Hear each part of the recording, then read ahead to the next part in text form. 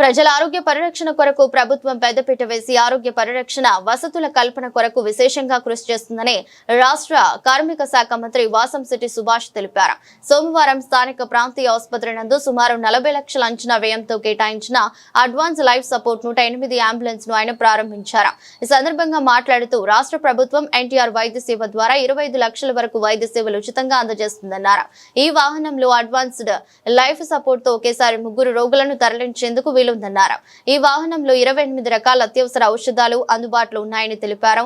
రాష్ట్రాన్ని ఆరోగ్య ఆంధ్రప్రదేశ్ గా తీర్చిదిద్దే క్రమంలో ఆరోగ్య పరిరక్షణకై అత్యంత ప్రాధాన్యతను కల్పిస్తుందన్నారు.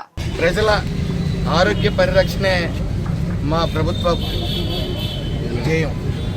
అంటే ఇన్సూరెన్స్ ద్వారా సుమారు ప్రతి పేషెంట్కి కూడా ప్రతి పౌరుడికి కూడా 25 లక్షలు కవరేజ్ అయ్యేలాగా ఈ ప్రభుత్వం ఇన్సూరెన్స్ ద్వారా నిర్ణయం తీసుకోవడం జరిగింది. ఇన్సూరెన్స్ ద్వారా ఈ యొక్క 25 లక్షలు ప్రతి ఒక్కరికి ఇంప్లిమెంట్ జరిగేలాగా చర్యలు తీసుకోవడం జరిగింది. అదేవిధంగా ఈ రోజున అంబులెన్స్ అనేది సుమారు 40 లక్షలు విలువ చేసే అంబులెన్స్ ఈ యొక్క రామచంద్రపురం ఏరియా హాస్పిటల్కి కేటాయించడం జరిగింది.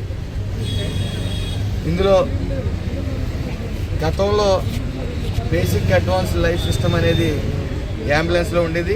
మరి హై టెక్నాలజీతో ఈ రోజున అడ్వాన్స్డ్ లైఫ్ సపోర్ట్ అనేది సిస్టమ్ అనేది ఇక్కడ ఇన్బిల్డ్ చేయడం జరిగింది. సుమారు ఇందులో 42 ఎక్విప్మెంట్లు ఇందులో ఇన్బిల్డ్ అయి ఉన్నాయి.